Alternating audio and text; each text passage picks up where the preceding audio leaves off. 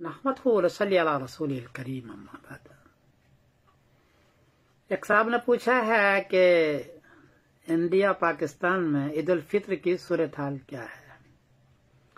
جواب العرض ہے کہ 20 اپریل بروز جمعرات کو انڈیا میں چاند کو چاہیے 3 ڈگری، برما میں چاند کو چاہیے 2 ڈگری، بنگلہ دیش میں چاند کو چاہیے 3 ڈگری، کراچی میں چاند کو چاہیے 3 ڈگری، پشاور میں چاند کو چاہیے 3 ڈگری، نیپال میں چاند کو چاہیے 3 ڈگری، اور افغانستان بھی چاند کی چاہیے صرف 3 ڈگری۔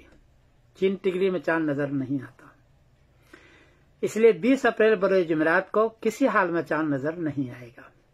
پھر دوسری بات ہے کہ اسی 20 اپریل کو گرینچ ٹائم کے اعتبار سے 4:16 پر سورج گرہن بھی ہے، اور سورج گرہن کے دن چاند نظر نہیں آتا۔ اس ٹائم سے 22 گھنٹے کے بعد چاند آسمان پر دکھنے کے قابل بنتا ہے، تب نظر آتا ہے۔ اس اعتبار سے بھی 20 اپریل بروز جمعرات کو چاند نظر نہیں آئے گا۔ کوئی آدمی اگر گواہی لیتا ہے، گواہی بہرحال جھوٹی ہے۔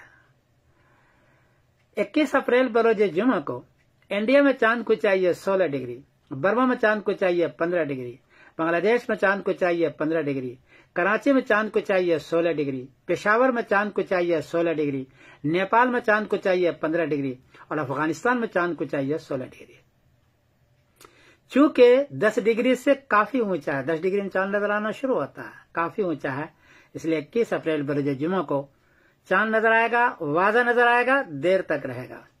اور 22 اپریل بروز سنیچر کو اس سارے خطے کے اندر برما سے لے کر کے افغانستان تک، بلکہ آگے تک 22 اپریل بروز سنیچر کو عید الفطر ہوگی انشاءاللہ العزیز۔